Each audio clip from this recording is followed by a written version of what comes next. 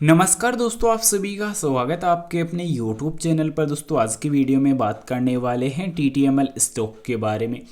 सो अगर TTML stock पे चर्चा करते हैं तो यहाँ पे देखने को मिलेगा कि आज मार्केट में कुछ अंकों की जो तेज़ी के साथ मार्केट क्लोज हुआ है, साथ ही साथ उतार चढ़ाव भी काफ़ी ज़्यादा नजर आए हैं। पर यहाँ पर पिछले 5 मार्केट सेशन का भी डेटा कैसा देखने को मिल रहा है उस चीज़ को भी कवर करेंगे। आने वाले Q3 रिजल्ट्स पर दोस्तों क्या आउटलुक देखने को मिल रही है और अभी कंपनी का जो डेटाबेस है वो आखिर चल कैसा रहा है उस पर भी डेटा कवर करेंगे। पर उससे पहले बता दूं, बाय सेल के लिए दोस्तों कोई भी सजेशन नहीं रहने वाले, ओनली एजुकेशन के लिए जानकारी रहेगी।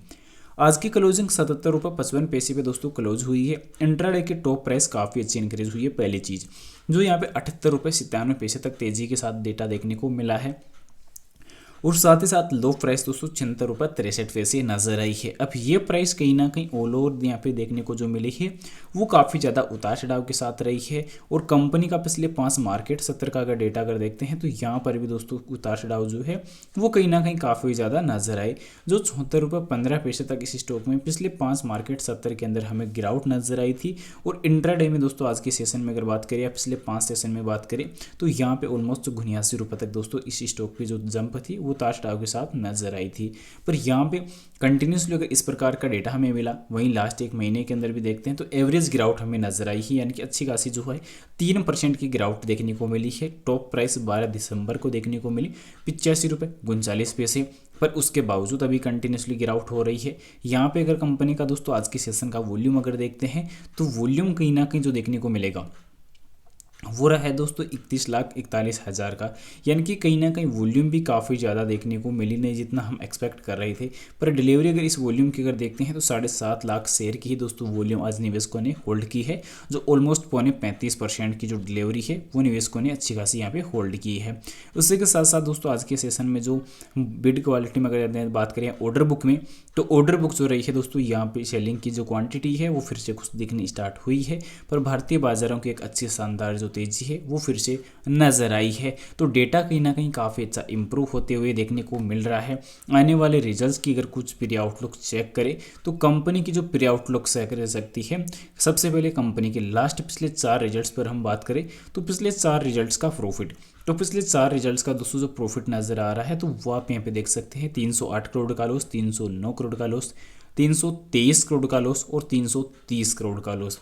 यानी कि सीधे सीधे ये देखने को मिल रहा है कि कंपनी का जो लॉस है वो तेज़ी से बढ़ रहा है और तेज़ी से बढ़ते हुए लॉस के अंदर कहीं ना कहीं कंपनी का जो डेटा है वो काफ़ी वीक होता हुआ नजर आया है। तो ये चीज़ तो क्लियर हुई कि कंपनी के पिछले 4 रिजल्ट्स की अगर बात करें या 8 रिजल्ट की बात करें तो टोटली यहाँ पे दोस्तों जो डेटा रहा है वो कमज़ोर देखने को मिला।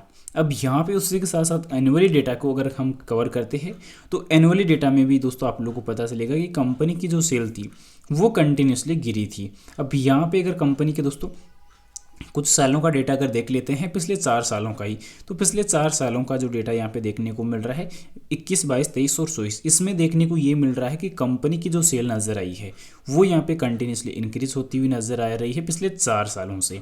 अब पिछले 4 सालों से सेल भी इंक्रीज हुई है, पर प्रॉफिट पर अगर हम नज़र डालकर अगर देखते हैं तो यहाँ पे दोस्तों कुछ और ही डेटा नज़र आ रहा है। 1997 करोड़ का लॉस आप लोग को फिर यहाँ पे देखने को मिलेगा, 1215, 1145, 1228, यानी कि वापस लॉस जो एनुअली तौर पर देखने को मिल रहा है वो बढ़ता हुआ।